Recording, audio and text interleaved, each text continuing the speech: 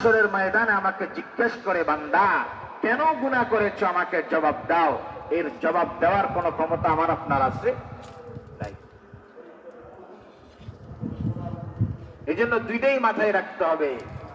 কোরআনে আল্লাহ যত জায়গায় জান্নাতের আলোচনা করেছেন, সাথে সাথে জাহান্নামের আলোচনাও করেছে।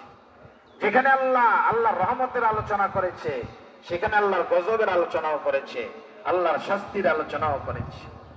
এই জন্য আমি গত কয়েক জুমায় আল্লাহর রহমতের আলোচনা করেছি। এখন আল্লাহর শাস্তি এবং আল্লাহর আযাব গজবের আলোচনাও করা দরকার।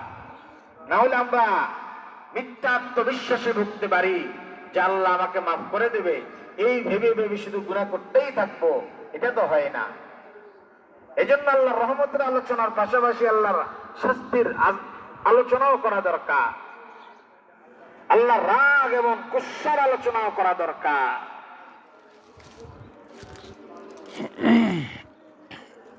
ভাইরা আমার,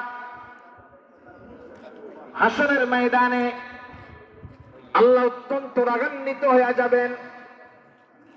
দুনিয়ার মানুষের গুনাহের কারণে হাসরের ময়দানে আল্লাহর রাগ এবং গুসা। পুরা হাসরের ময়দানের মানুষ নীরব নিস্তব্ধ হয়ে থাকবে, দাঁড়ায় থাকবে তো থাকবে 50,000 বছর পর্যন্ত। একটা মানুষ কথা বলার কোন সাহস থাকবে না। আল্লাহ প্রশ্ন করবে, লিমানিল মুলকুল ইয়াউম, লিমানিল মুলকুল ইয়াউম, আজকের রাজত্ব কার, আজকের বাদশাহী কার? আল্লাহ প্রশ্ন করবে। হাদিসের মধ্যে আছে, আনাল মুলক আইনাল জাব্বারুন আইনাল মুতাকাব্বিরুন। হে দুনিয়ার প্রতাপশালীরা তোমরা কোথায়? হে দুনিয়ার অহংকারীরা কোথায়? সাদ্দাত কোথায়? নমরুদ কোথায়? হামান কোথায়? কারুন কোথায়? আবু জাহেল কোথায়? আবু লাহাব কোথায়? হে দুনিয়ার কাফের মুশরিক বেঈমানেরা কোথায়? হে দুনিয়ার অহংকারীরা কোথায়? দুনিয়াতে জুলুম করেছো, আজকে কোথায়? আজকের রাজত্ব কার?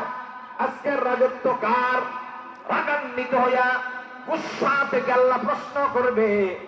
দুনিয়ার এত বড় বড় মাতব্বর ছিল, একজন মানুষও হাসরের ময়দানে আল্লাহর এই প্রশ্নের জবাব দেওয়ার ক্ষমতা থাকবে না।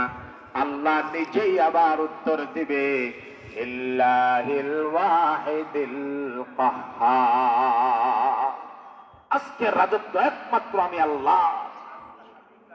নিজেই প্রশ্ন করবে আল্লাহ, নিজেই উত্তর দেবে, আজকের রাজত্ব কার? এরপর আল্লাহ বলবে, আজকের রাজত্ব একমাত্র আমি আল্লাহ, একমাত্র আমি আল্লাহ। তাহলে আল্লাহর শুধু দয়া দেখলে হবে না, আল্লাহর গুসাও দেখতে হবে, আল্লাহর রাগও দেখতে হবে।